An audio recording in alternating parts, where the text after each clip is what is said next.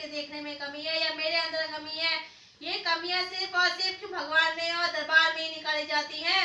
क्या सामान्य जिंदगी में जब बचपन से जुड़े हुए नहीं थे दरबार से, क्या दिक्कत परेशानियां तब नहीं आती? तब तो इससे भी कई अधिक दिक्कत परेशानियां आती थी, तब किस दोषारोपण दिया जाता था?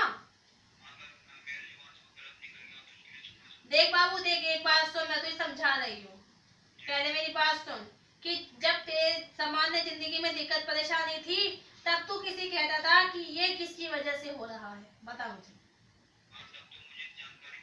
तुझे पता भी नहीं था कि ये सब हो क्या रहा है। आज तुझे इतना पता है कि ये सब मेरे साथ क्यों हो रहा है, मेरे दुश्मन करते हैं, ये दिक्कत परेशानियां आती हैं। मैं तुझे पहले भी कहा था कि दिक्कत परेशानियां उतार चढ़ाव सबकी जिंदगी में रहते हैं, लेकिन स्थायी रूप से नहीं रह पाते हैं। अगर बच्चा भगवान पे विश्वास करता है, दरबार में विश्वास करता है, अपने गुरु पर विश्वास करता है, तो वो स्थायी रूप से परेशानियां नहीं रह पाती हैं। भगवान की जिंदगी में परेशानियां आती हैं जब वो धरती पर आए थे। धरती पर रहने वाला कोई मनुष्य पूर्ण रूप से सुखी नहीं है, पूर्ण रूप से दुखी नहीं है। धूप और छांव दोनों ही हैं।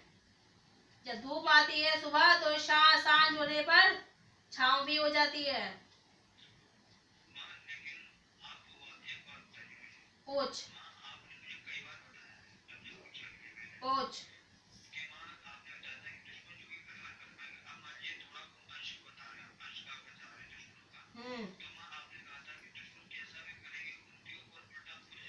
उनके ऊपर ही तो जाता है बाबू। तू एक बात सुन, जो तू गिर के खड़ा हो गया वो किसके बलबूते पे खड़ा हुआ, मुझे पहले ही बता।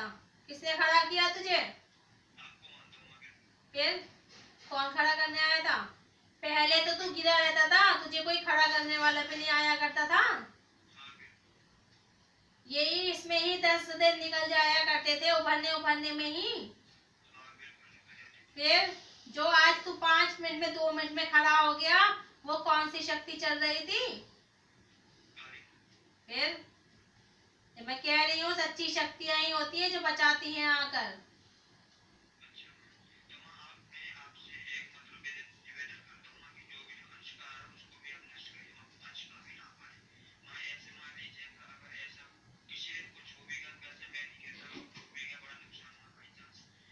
बाबू देख, मैंने तुझसे क्या कहा है, तू मेरी बात नहीं समझता, तू अपनी बात पे अटका हुआ है कि माँ मुझे पूर्ण रूप से सुखी कर दे, मैं कभी दुखी ना हूँ, मुझे कभी रोना ना पड़े, मैं कभी मुझे कोई दुख का एक पल में मुझे अपनी जिंदगी में ना देखना पड़े। ये कह रहा है तू मुझसे? तो ऐसा तो नहीं हो सकता है। सुख दुख सबके साथ आते हैं, लेकिन दुख से उबार कर भगवान लाते हैं, वो होती है इंसान। फिर आंशिक रूप से जो प्रभाव आ रहा है बाबू, वो प्रभाव आना बंद हो जाएगा जब तू भक्ति की ओर आगे बढ़ेगा। जब तेरी गुरु तुझे यहाँ से आदेश देगी, तुझे बताएगी, पूजा आगे का मार्ग बताएगी, तो जो दिक्कत परेशानियां हैं, जब सकारात्मक ऊर्जा बढ़ेगी तो जो थोड़ी बहुत नकारात्मकता प्रभावित करती है घर में, वो भी प्रभावित करना बंद हो जाएगी।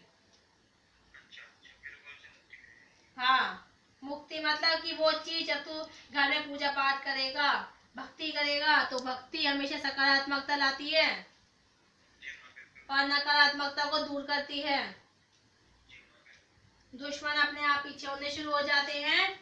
मैं तो पीछे कर ही देती हूँ, मेरी बहन पीछे कर देती है, लेकिन जो पूर्ण रूप से दुश्मन समाप्त होते हैं वो होते हैं भक्ति से।